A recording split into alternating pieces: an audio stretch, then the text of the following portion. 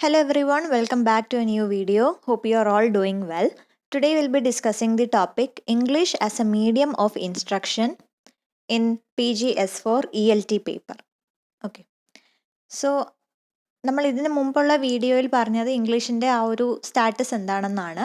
അതിൽ നമ്മൾ ഡിസ്കസ് ചെയ്ത മെയിൻ പോയിന്റ് എന്ന് പറയുന്നത് ഇൻഡിപെൻഡൻസിന് മുമ്പ് ബ്രിട്ടീഷ് കോളോണിയലിസം കാരണം ആണ് ഇംഗ്ലീഷ് ഇവിടെ ഇൻട്രൊഡ്യൂസ് ആവുന്നതും പോപ്പുലറൈസ് ആവുന്നതും. ഇൻഡിപെൻഡൻസിന് ശേഷവും ഇന്ത്യക്ക് ഒരു നാഷണൽ ലാംഗ്വേജ് ഇല്ലെങ്കിലും ഹിന്ദി ഒരു അതോറിറ്റി ലാംഗ്വേജ് ആയിട്ട് എടുക്കുകയും ഇംഗ്ലീഷും കൂടി അതൊരു എന്താ പറയുന്ന ഒരു സ്റ്റാറ്റസ് ലാംഗ്വേജ് ആയിട്ട് വെക്കുകയും ചെയ്തു. കാരണം കറസ്പോണ്ടൻസിന് വേണ്ടി ഇംഗ്ലീഷ് ഉപയോഗിക്കാമെന്നുള്ള രീതിയിൽ അത് ഇംഗ്ലീഷും കൂടി ഇവിടെ നിലനിർത്തുകയും അങ്ങനെ തന്നെയാണ് ഇൻഡിപെൻഡൻസിന് ശേഷവും ഇംഗ്ലീഷ് ഇവിടെ പോപ്പുലറൈസ് ആകുന്നതെന്ന്. അപ്പോൾ ഈ ഒരു വീഡിയോയിൽ നമ്മൾ അത് തന്നെയാണ് കൂടുതൽ ഡിസ്കസ് ചെയ്യാൻ പോകുന്നത്, English as a medium of instruction. അപ്പോൾ ബ്രിട്ടീഷ് കൗൺസിലിൻ്റെ ഒരു സർവേ പ്രകാരം അവർ കണ്ടെത്തിയ കാര്യങ്ങളെന്ന് പറയുന്നത് സ്കൂൾസിലും കോളേജസിലും കഴിഞ്ഞ ഒരു 10 വർഷത്തിൻ്റെ ഇടയിൽ എന്താ പറയുക, ഇംഗ്ലീഷ് ഫസ്റ്റ് ലാംഗ്വേജ് അല്ലാത്ത ഒരു രാജ്യമാണ് ഇന്ത്യ. ഇന്ത്യയുടെ ഒരു ലാംഗ്വേജസ് അനേകായിരം ലാംഗ്വേജസ് ഉണ്ട്. എന്നാൽ പോലും അവിടെ ഏറ്റവും കൂടുതൽ പോപ്പുലറൈസ് ആവുന്നതും കഴിഞ്ഞ ഒരു 10 വർഷത്തിൻ്റെ ഇടയിൽ ഏറ്റവും കൂടുതൽ ഗ്രോത്ത് കാണുന്നതും ഇംഗ്ലീഷ് ലാംഗ്വേജിനാണ്. സ്കൂൾസ് ആയാലും കോളേജസ് ആയാലും ഇംഗ്ലീഷാണ് ഒരു സെൻട്രൽ മീഡിയമായിട്ട് മിക്ക ഇൻസ്റ്റിറ്റ്യൂഷനും എടുക്കുന്നത്. അത് അവിടുത്തെ ആ ഒരു റീജിയണൽ ലാംഗ്വേജിനെ കാട്ടിലും ഒരു ഇമ്പോർട്ടൻസ് ഇംഗ്ലീഷിനാണ് കൊടുക്കുന്നത്. ഈ ഒരു കണ്ടെത്തൽ ബ്രിട്ടീഷ് കൗൺസിലിന് മനസ്സിലായി. അപ്പോൾ എന്തൊക്കെയായിരിക്കാം ഇതിൻ്റെ പിന്നിലെ റീസൺ? ഒന്ന്, ഗ്ലോബലൈസേഷൻ തന്നെയാണ്. രണ്ടാമത്തേത് ഈ ഒരു ഇംഗ്ലീഷ് ലാംഗ്വേജിൻ്റെ ഒരു ഡിമാൻഡ്. കാരണം ഏകദേശം എല്ലാ ജോബ് സെക്ടറിലും ഇംഗ്ലീഷിൽ ഒരു ഫ്ലുവൻസി വേണമെന്ന് പറയുന്നത് ഒരു കമ്പൾസറി ആയിട്ടുള്ളൊരു റിക്വയർമെൻ്റ് ആയിട്ട് മാറിക്കഴിഞ്ഞു. ഒരു പക്ഷേ ഈ ഒരു കാരണം കൊണ്ട് തന്നെയായിരിക്കാം ഈ ഒരു സഡൻ ഇൻക്രീസ് ഇവിടെ കാണാൻ സാധിച്ചത്. പിന്നെ ഇന്ത്യയുടെ കാര്യം എടുക്കുകയാണെങ്കിൽ ഇന്ത്യൻ ഗവൺമെൻറ് ഫോളോ ചെയ്യുന്നത് ഒരു 3 ലാംഗ്വേജ് ഫോർമുലയാണ്. അത് പ്രകാരം 3 സബ്ജക്ട്സ് ആണ് ഇൻസ്റ്റിറ്റ്യൂഷൻസിൽ പഠിപ്പിക്കേണ്ടത്. ഒന്ന്, അവിടുത്തെ റീജിയണൽ ലാംഗ്വേജ് അല്ലെങ്കിൽ മദർ ടങ്. രണ്ടാമത്തേത് ഹിന്ദി ലാംഗ്വേജ്, അത് ഒഫീഷ്യൽ ആയിട്ടൊരു ലാംഗ്വേജ് ആയതുകൊണ്ട്. മൂന്നാമത്തേത് ഇംഗ്ലീഷ് ലാംഗ്വേജ്, കാരണം ഇതൊരു യൂണിവേഴ്സൽ ലാംഗ്വേജ് ആയതുകൊണ്ട്. അങ്ങനെ 3 ലാംഗ്വേജ് നിർബന്ധമായിട്ടും പഠിക്കണം, എല്ലാ സ്കൂളിലും പഠിപ്പിക്കണം, എല്ലാ കോളേജസിലും കൂടുതലും സ്കൂളുകളിലാണ് പഠിപ്പിക്കണം എന്നുള്ളൊരു 3 ലാംഗ്വേജ് ഫോർമുലയാണ് ഇന്ത്യൻ ഗവൺമെൻറ് ഫോളോ ചെയ്യുന്നത്. മാത്രമല്ല central advisory board on education discuss ചെയ്യുന്നതും ഈ ഒരു ഇംഗ്ലീഷ് ലാംഗ്വേജിൻ്റെ ഒരു കാര്യം തന്നെയാണ്. അതിൽ അവർ പറയുന്നത് സ്കൂളുകളിൽ 6th ക്ലാസ് തൊട്ട് ഇംഗ്ലീഷ് കമ്പൽസറി ആയിട്ടൊരു സബ്ജക്റ്റായി വെക്കണം എന്നുള്ളതാണ്. അതിൻ്റെ പിന്നിലെ റീസൺ എന്ന് പറയുന്നത് ഇതുതന്നെയാണ്, ഇംഗ്ലീഷ് പ്രൊഫഷൻസിയിലുള്ളൊരു ഡിപ്പെൻഡൻസി അല്ലെങ്കിൽ ഒരു ഡിമാൻഡ്. ഹയർ എഡ്യൂക്കേഷനിൽ ഇംഗ്ലീഷിനൊരു യൂണിവേഴ്സൽ ലാംഗ്വേജ് എന്നുള്ള അത്രമാത്രം ഒരു ഇൻഫ്ലുവൻസും ഒരു റോളും, അതുകൊണ്ടാണ് ഇംഗ്ലീഷ് ഒരു കമ്പൽസറി സബ്ജക്റ്റായിട്ട് തന്നെ വെക്കുന്നത്. ഇന്ത്യയിലൊരു സൊസൈറ്റിയിൽ എടുക്കുകയാണെങ്കിൽ തന്നെ ഇംഗ്ലീഷ് ഞാൻ പറഞ്ഞു അത്രമാത്രം ഇമ്പോർട്ടൻസ് ആയിട്ടുള്ളൊരു മീഡിയം ഓഫ് ഇൻസ്ട്രക്ഷനായി മാറിക്കഴിഞ്ഞു.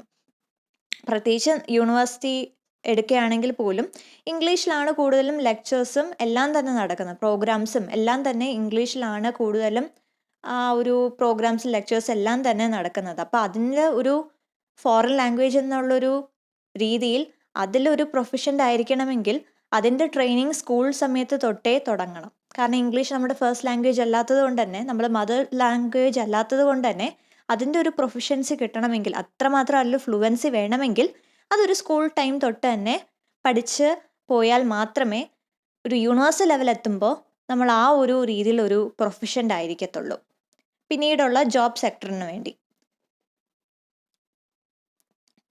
പിന്നെന്താ, കൂടുതലും നമ്മളിവിടെ കണ്ടുവരുന്നത് ഒരു ഡിവിഷൻ കൂടി നമ്മൾ കാണുന്നുണ്ട്. കാരണം ഇത്രമാത്രം ഇംഗ്ലീഷ് ലാംഗ്വേജ് ഇവിടെ ഇൻട്രൊഡ്യൂസ് ആയി പോപ്പുലറൈസ് ആയെങ്കിൽ പോലും ഒരു ഇംഗ്ലീഷ് മീഡിയം സ്കൂളും നോൺ ഇംഗ്ലീഷ് മീഡിയം സ്കൂളും എന്നുള്ളൊരു വ്യത്യാസം, ഒരു ഡിവിഷൻ നമ്മൾ കാണാറുണ്ട്. വ്യത്യാസം ഇത് മാത്രമേ ഉള്ളൂ, ഇംഗ്ലീഷ് മീഡിയം സ്കൂളിൽ ഇംഗ്ലീഷ് ആയിരിക്കും കൂടുതൽ സംസാരിക്കുന്നത്. നോൺ ഇംഗ്ലീഷ് മീഡിയം സ്കൂളാണെങ്കിൽ അവിടുത്തെ ഒരു റീജിയണൽ ലാംഗ്വേജ് അല്ലെങ്കിൽ അവർ തീരുമാനിക്കുന്ന ലാംഗ്വേജിനായിരിക്കും ഇമ്പോർട്ടൻസ്. അപ്പോൾ പ്രശ്നം വരുന്നത് ഒരു റീജിയണൽ ലാംഗ്വേജ് മീഡിയത്തിൽ പഠിച്ചു വരുന്ന ഒരു കുട്ടിക്ക് ഒരു പക്ഷേ യൂണിവേഴ്സിറ്റി ലെവലിൽ വരുമ്പോൾ നമ്മൾ പറഞ്ഞു ഇംഗ്ലീഷാണ് കൂടുതലും മോഡ് ഓഫ് ഇൻസ്ട്രക്ഷൻ. അങ്ങനെ ഒരു കുട്ടിക്ക് ഒരു പക്ഷേ യൂണിവേഴ്സിറ്റി ലെവൽ എത്തുമ്പോൾ കൂടുതൽ ഇത് മനസ്സിലാക്കാൻ ഒരു ബുദ്ധിമുട്ട് കാണും. അതേസമയം ഇംഗ്ലീഷ് മീഡിയം സ്കൂളിൽ പഠിക്കുന്ന ഒരു കുട്ടിക്ക് അടുത്ത സ്റ്റേജ് കുറച്ചും കൂടി എളുപ്പമായിരിക്കും compare to the other student. അങ്ങനത്തെ രീതിയിലൊരു ഡിവിഷൻ ഇപ്പോഴും ഇവിടെ ഉണ്ട്. അപ്പോൾ അതുകൊണ്ട് തന്നെ ഒരു ഡുവാലിറ്റി ഇവിടെ ഉണ്ട്. നമ്മൾ കൂടുതലും റീജിയണൽ ലാംഗ്വേജ് ആണെങ്കിൽ ഇംഗ്ലീഷ് ലാംഗ്വേജ്, രണ്ട് ലാംഗ്വേജിലും ഈക്വലി പ്രൊഫിഷ്യൻ്റ് ആയിരിക്കണം എന്നുള്ളൊരു എന്താ പറയുന്നത് നിർബന്ധം പിടിക്കുന്ന ഒരു സൊസൈറ്റിയാണിത്. കാരണം റീജിയണൽ ലാംഗ്വേജ് അറിയത്തില്ല അല്ലെങ്കിൽ മദർ ടങ്ങിൽ നമുക്ക് സംസാരിക്കാനോ വായിക്കാനോ അറിയത്തില്ല എന്ന് വിചാരിക്കുമ്പോൾ അത് ഒരു രീതിയിലൊരു ജഡ്ജ്മെൻ്റ് ആകും. അത് എന്താ മാതൃഭാഷയാണ് എന്നിട്ട് പോലും അതിൽ നന്നായിട്ട് സംസാരിക്കാൻ അറിയില്ല അല്ലെങ്കിൽ നന്നായിട്ട് വായിക്കാൻ അറിയില്ല എഴുതാൻ അറിയില്ല എന്ന് പറയുമ്പോൾ അതൊരു എന്താ പറയുക ഒരു ഫോൾട്ടായിട്ട് കാണുന്ന ഒരു സൊസൈറ്റിയാണ്. അതുപോലെ തന്നെ ഇംഗ്ലീഷിനൊരു ഇമ്പോർട്ടൻസ് ഉണ്ട്. ഇംഗ്ലീഷിൽ ഫ്ലുവൻ്റ് അല്ലാത്തൊരു ആളെ നമ്മൾ ജഡ്ജ് ചെയ്യും. കാരണം അത്രമാത്രം അതൊരു ഹാബിച്വലായി മാറിക്കഴിഞ്ഞു ഇംഗ്ലീഷ് അറിയുക എന്നുള്ളത്. അപ്പോൾ ഇംഗ്ലീഷിൽ അത്രയ്ക്ക് നന്നായി സംസാരിക്കാൻ അറിയില്ല അല്ലെങ്കിൽ വായിക്കാൻ അറിയില്ല എഴുതാൻ അറിയില്ല എന്നുണ്ടെങ്കിൽ അപ്പോഴും നമ്മൾ ആ ഒരു വ്യക്തിയെ കുറ്റപ്പെടുത്തും. അപ്പോൾ ഈ ഒരു രണ്ട് ലാംഗ്വേജിലും ഈക്വലി പ്രൊഫിഷ്യൻ്റ് ആയിരിക്കണം എന്നത് ഏകദേശം ഒരു റിക്വയർമെൻ്റ് അല്ലെങ്കിൽ കമ്പൽസറി ആയിട്ടുള്ളൊരു കാര്യമായി മാറിക്കഴിഞ്ഞു. ശരിക്കും എൻ്റെ ആവശ്യം അത് സബ്ജക്റ്റീവാണ്.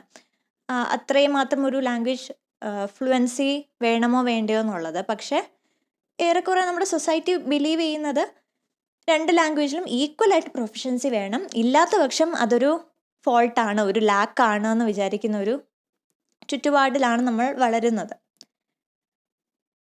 അപ്പോൾ അതുതന്നെയാണ് English as a medium of ഇൻസ്ട്രക്ഷൻ്റെ ഇമ്പോർട്ടൻസും. കാരണം അതൊരു ഫോറിൻ ലാംഗ്വേജ് ആണ്, ബ്രിട്ടീഷ് കൊണ്ടുവന്ന് ഇൻട്രൊഡ്യൂസ് ചെയ്ത ഒരു കാര്യമാണെങ്കിൽ പോലും ഇപ്പോഴത്തെ ഒരു കറണ്ട് സിനാറിയോ എടുത്ത് വെച്ച് നോക്കുമ്പോൾ തന്നെ ഇംഗ്ലീഷ് അത്രമാത്രം ഒരു ഹാബിറ്റായി മാറിക്കഴിഞ്ഞു. നമ്മുടെ ലൈഫിലാണെന്ന് മാത്രമല്ല, സ്റ്റഡീസ് ആണെങ്കിലും കരിയർ ആണെങ്കിലും ജോബ് ആണെങ്കിലും എല്ലാ സെക്ടറിലും നമ്മുടെ ലൈഫിലെ എല്ലാ ആസ്പെക്റ്റിലും ഇംഗ്ലീഷ് ആവശ്യമാണ്. ഇംഗ്ലീഷിലൊരു പ്രൊഫിഷ്യൻസി നേടുക, അത് വായിക്കാൻ അറിയുക, എഴുതാൻ അറിയുക, സംസാരിക്കാൻ അറിയുക എന്ന് പറയുന്നത് അത്രമാത്രം ഇമ്പോർട്ടൻ്റ് ആയിട്ടൊരു കാര്യമായി കഴിഞ്ഞു. അതുകൊണ്ട് തന്നെയാണ് ഇംഗ്ലീഷ് ഒരു യൂണിവേഴ്സൽ ലാംഗ്വേജ് എന്ന് പറയാനും കാരണം ഒരുപക്ഷെ നമുക്ക് മറ്റുള്ള രാജ്യങ്ങളിൽ പോകുമ്പോൾ ആ രാജ്യങ്ങളിലെ ഭാഷകൾ പഠിക്കാൻ ബുദ്ധിമുട്ട് കാണും. കാരണം ഡയലക്റ്റും ആക്സൻറ്റും എല്ലാം തന്നെ മാറിയിരിക്കും. അല്ലെങ്കിൽ ആ ഒരു ഭാഷ പഠിക്കാനൊരു ബുദ്ധിമുട്ട് കാണും. പക്ഷേ ലോകത്തുള്ള ഏറെക്കുറെ എല്ലാവർക്കും അറിയാവുന്ന ഒരു ഭാഷയാണ് ഇംഗ്ലീഷ്. അത് കൊളോണിയലിസം തന്നെയാണ് അതിൻ്റെ പിന്നിലെ റീസൺ എന്ന് പറയുന്നത്. അപ്പോൾ അതുകൊണ്ടാണ് ഇംഗ്ലീഷ് അത്രമാത്രം അറിഞ്ഞിരിക്കണമെന്ന് പറയാൻ കാരണം മറ്റുള്ള രാജ്യത്തെ അല്ലെങ്കിൽ മറ്റൊരു സംസ്ഥാനത്തെ ഒരു ഭാഷ ഒന്നും നമുക്ക് അറിഞ്ഞിരിക്കണമെന്നില്ല, അതിലൊരു ഫ്ലുവൻസി ഉണ്ടായിരിക്കണമെന്നില്ല. പക്ഷേ ഇംഗ്ലീഷ് ലാംഗ്വേജിൽ പ്രൊഫിഷ്യൻ്റ് ആണെങ്കിൽ നമുക്ക് ആ ഒരു മറ്റൊരു രാജ്യത്ത് പോകുന്ന സമയത്ത് ഏതൊരു സിറ്റുവേഷനും നമുക്ക് ആ ഒരു ലാംഗ്വേജിലൂടെ കമ്മ്യൂണിക്കേറ്റ് ചെയ്യാൻ പറ്റും. നമ്മുടെ ഒപ്പീനിയൻ, നമ്മുടെ ഒരു തോട്ട്സ്, അങ്ങനത്തെ രീതിയിൽ. അതുകൊണ്ടാണ് ഇംഗ്ലീഷ് ഒരു യൂണിവേഴ്സൽ ലാംഗ്വേജ് എന്ന ഒരു കാരണം കൊണ്ട് ഇംഗ്ലീഷ് ലാംഗ്വേജ് ടീച്ചിങ് ഇത്രമാത്രം ഇമ്പോർട്ടൻ്റ് ആയി നിൽക്കുന്നത്. അതുകൊണ്ട് തന്നെയാണ് എല്ലാ രാജ്യങ്ങളിലെ മിക്ക ഇൻസ്റ്റിറ്റ്യൂഷൻസിലും ഏറ്റവും ഒരു മീഡിയം ഓഫ് ഇൻസ്ട്രക്ഷൻ നമ്മൾ എടുക്കുമ്പോൾ ഏറ്റവും കൂടുതൽ ഇമ്പോർട്ടൻസ് കൊടുക്കുന്നത് ഇംഗ്ലീഷിന്. അതിൻ്റെ ഒരു റീസണും ഇത് തന്നെയാണ്, because it's a universal language. So that's it about the topic. I hope you got some points. ഈ ഒരു ആർട്ടിക്കിളിൻ്റെ ലിങ്ക് കൂടി ഞാൻ കമൻറ്റ് സെക്ഷനിൽ ഷെയർ ചെയ്യുന്നതാണ്. So you can refer this and make your own notes. So I hope this video was somewhat useful. If you have your own opinions, share them in the comment section. Like the video, and if you are new to the channel, do consider subscribing. I'll see you in the next video. Till then, take care. Thank you.